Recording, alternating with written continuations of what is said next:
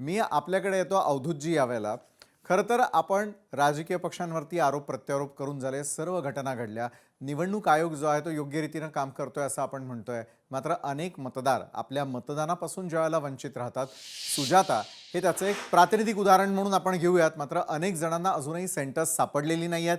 मतदान कुठे करायचं हेही जर स्पष्ट होत नसेल तर मग मतदारांनी जायचं कुठे? बघा, मी या उदाहरणावर काहीच बोलणार नाही, निवडणूक आयोगाविरुद्ध काही बोलणार नाही.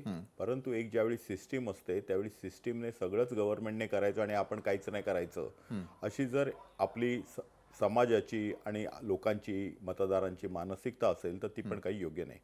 बघा, मी माझा स्वतःचा अनुभव सांगतो. ज्यावेळी एखादं मतदान केंद्र असतं ना, ते सहसा बदललं जात नाही. सहसा बदललं जात नाही.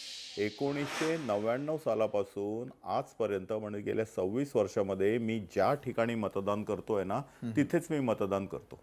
आता ह्या बाई म्हणतात की गेल्या वेळी मी जिकडे मतदान केलं ते मला आठवत नाही. आता ह्याला काय बोलायचं? गेल्या वर्षी आपण जिकडे मतदान केलं ते मला आठवत नाही. तर त्यामुळे असे प्रातिनिधिक गोष्टी आणून आपण हे जनरलाइज केलं नाही पाहिजे असं मला वाटतं. तुम्ही इकडे जे काही पॅनलमध्ये आहेत त्या सर्वांना विचारा. जर आपला एखादा ॲड्रेस असेल तर क्रमांक वर खाली होऊ शकतो. गेल्या वेळी माझा 197 अनुक्रमांक होता, ह्यावेळी तो 21 आलेला आहे. त्यामुळे अनुक्रमांक वर खाली होतो, पण बहुतेक वेळा बूथचा नंबर चेंज होत नाही. बरोबर. मात्र हे जनरलाइज करायला नको असं तुमचं मत आहे. बोला नरेंद्रजी. साहेब, मी फक्त तुम्हाला एक म्हणतो, तुम्ही म्हणता हे जनरलाइज करू नका. आज तुमच्याच पक्षाचे गणेश नाईक नवी मुंबईमध्ये तेही स्वतः मतदार केंद्र शोधत होते. आता याच्याबद्दल काय सांगाल? हा, म्हणजे गणेश नाईकांनी जर मतदार केंद्र शोधायला लागलं तर त्याचं फेल्युअर आहे. म्हणजे आपण यंत्रणावर बोलतोय, आपण स्वतः मंत्री आहेत, जे मंत्री आहेत, जे आमदार आहेत, त्यांना जर मतदार केंद्र मिळत नसेल तर there is something wrong with Ganesh Naik.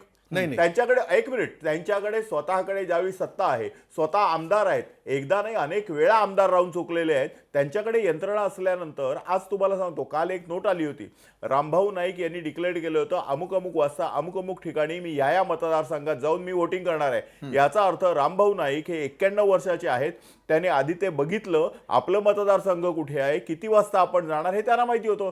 तर त्याच्यामुळे जर गणेश नाईकना माहीत नसेल तर तो गणेश नाईकांचा प्रॉब्लेम आहे, तो काय सिस्टीमचा प्रॉब्लेम नाहीये. कारण एवढ्या मोठ्या माणसाला, ह्या बाईचं तर आपण सोडून देऊया कारण ती एक सर्वसामान्य महिला आहे, तिच्याकडनं होऊ शकेल, पण गणेश नाईकांकडनं होत नसेल तर गणेश नाईकांची चूक आहे, ही सिस्टीमची चूक नाही. लोकशाही मराठी ऐका, पहा, जागरूक रहा.